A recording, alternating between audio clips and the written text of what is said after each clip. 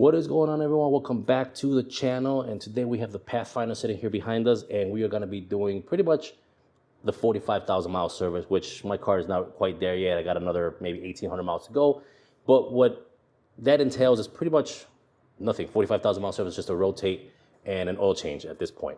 And that's not even by Nissan standard. Nissan actually recommends oil changes every 10,000 miles. I spoke about this before. I do it every 5,000 miles, but either way, what I'm actually going to be doing is the differential and transfer case service. Now, if you go in the owner's manual, Nissan doesn't say to do the transfer case service under regular circumstances for, ever. But I like to do them every 45,000 miles, keep the oil fresh in there. And I want the car to last my wife a while. I won't have any issues with the vehicle. And you got to remember, at about 60,000 miles, the powertrain warranty ends. And if you're still running that fluid, every fluid has a breakdown period. So I always just recommend on any car that has a four-wheel drive system, differential transfer case, get it done at 45,000 miles and go forth from there.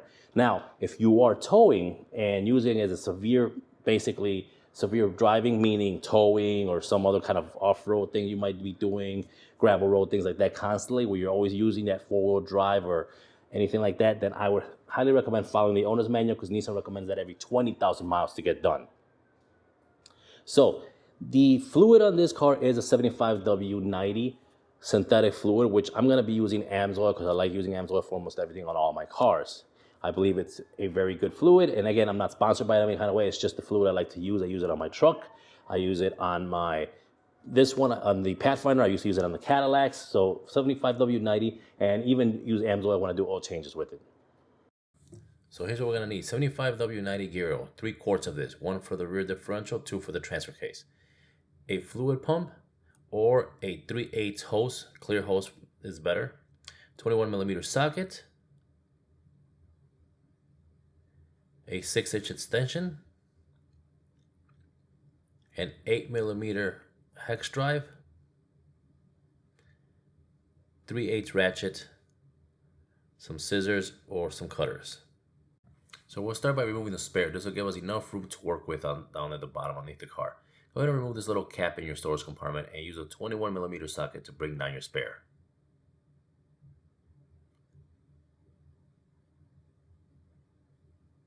Once the spare is all the way down, go ahead and remove the carrier from it and pull the spare from under the car. This will give you a lot of room to work with down there.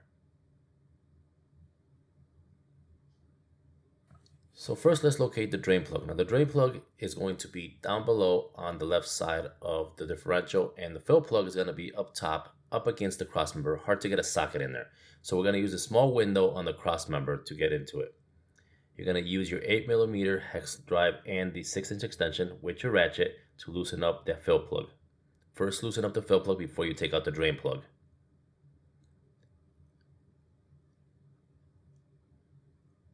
Once you get that out, we'll remove the drain plug. Same 8mm hex socket works for the drain plug as well.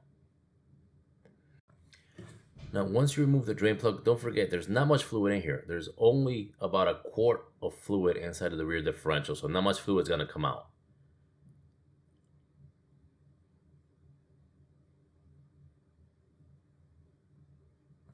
Go ahead and let the fluid drain out of there, and then go get the new fluid ready. So if you're using the easy packs, you gotta just want to cut the top of it off, and then use your 3/8 inch hose or whatever hose you have, or if you have a hand pump, you can use that as well, to be able to put the fluid back inside of the rear differential.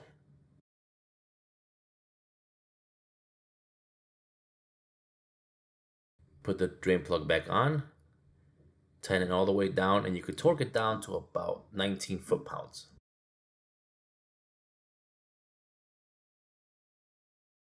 Okay, take the hose from your hand pump or the 3/8 hose you have in there, hooked up to your easy fill pack, and then slide it into the rear differential. Go ahead and start pushing down on the fill pack, or go ahead and start pumping the hose, whichever one you have.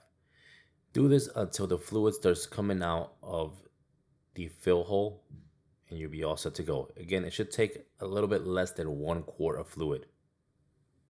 Once it's all full, go ahead and put the fill plug back in. Clean up your area, make sure there's no other residue or oil on there, and you can torque it down between 19 and 22 foot-pounds is what these require. Go ahead and give it a good cleanup after you're done. And then before putting the spare tire back underneath, check the tire pressure on it. make sure it's up to 60 psi. Mine was at 38, so inflate it to 60 psi. And then lubricate the carrier. I lubricate the line and just moving parts out here that may be affected with any type of rust. And then go ahead and put the spare tire back in its original place.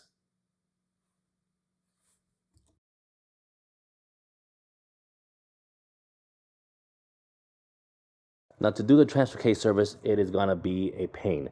Now, my suggestion would be to taking this car to a technician or a service shop to have them do it, because you want to be able to get it up in the air. Because filling it and getting to the fill plug is going to be of a pain to get to. So I'm going to show you guys some videos here of exactly what happened, but I had to get this up in a lift to get to the transfer case drill and mainly the fill plug. Now, the transfer case drain plug is located on the driver's side of the vehicle, right where the exhaust is, right by the flex pipe. You can see it right there. That's easy to get to, no problem. When you're draining that, you want to put something over it so you don't hit the actual exhaust, because then you don't want to get any fluid in the exhaust, because that causes a smell, a burning smell, or anything worse. Now, to get to the fill plug, that is located up top by the drive shaft, so by the propeller shaft, towards the back of it. Now, you need an extension to get back there, and again, when you're filling this, you're going to need some kind of pump, or the same thing we use for the rear, but this is going to be a longer reach for that, and it's hard to get your hands up there. That is where it becomes a pain. Now, also when you're trying to, put the screw back on there, you got to make sure you get it on straight. It is more of a pain, and the car has to be in a level surface when you're doing this. It cannot be in an uneven surface. You can jack the car up and have it jacked up from the front only. While you're doing this, the car has to be in a level surface, and of course, when the car's on the ground, there's not enough room to get under there. So my suggestion, you can try it at home. My suggestion is taking it to a local mechanic or a local shop. They shouldn't charge you more than an hour worth of labor to get this done. Between half an hour to an hour should be what it should be charged. And of course, you could bring them your own fluid and tell them this is the one you want the fluid to be inside the vehicle, or pay for the fluid there, however you want. But again, my suggestion is taking this to a shop or getting it up in the lift in a level surface where you have more. All right, so as we're driving the car, what we're listening for is any type of noises. Humming, rattling, knocking, anything like that. I don't hear anything. Everything seems like it's working, driving smooth.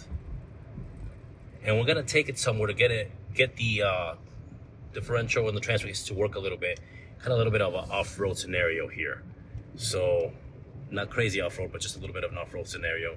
Gotta take it somewhere and make sure that it is activating and driving like it should, even though it's rainy right now. So it should be kind of working right now as we speak. It is four-wheel drive, so when it needs to, it activates the four-wheel drive system. But we're gonna take it into, and we're gonna switch it into like a off-road scenario here. Okay, so we are in this area here where it's pretty much, we're not gonna go through that, don't worry about it. A lot of grass and gravel and stuff like that. So we're gonna switch our display to the four-wheel drive right there. You guys can see it. So it basically shows you the intelligent 4x4. We're gonna switch this over to, we'll leave it right there, which is like mud and rut is what it's actually called. And we're gonna activate pretty much the four-wheel drive system here and make sure everything is working as it should. There you go, the power is being shifted. Sorry for the bouncy phone here, but the power, as you accelerate, shifts over to 50%, which means it's using its four-wheel drive capabilities and everything is working as it should.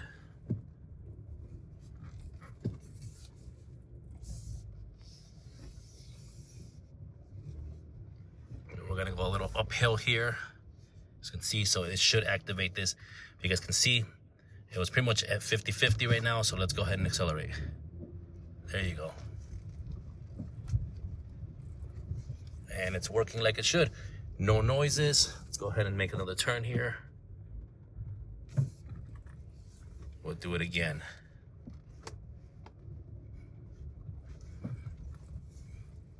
Okay, so we are back from driving the car. Everything is good. I don't hear any weird noises. Everything's driving good. There's no leaks from the back of the car, so we're good to go. So I hope you guys did enjoy the video. If you guys did, don't forget to hit the like button. Don't forget to subscribe to the channel, and we'll see you guys in the next video. Peace.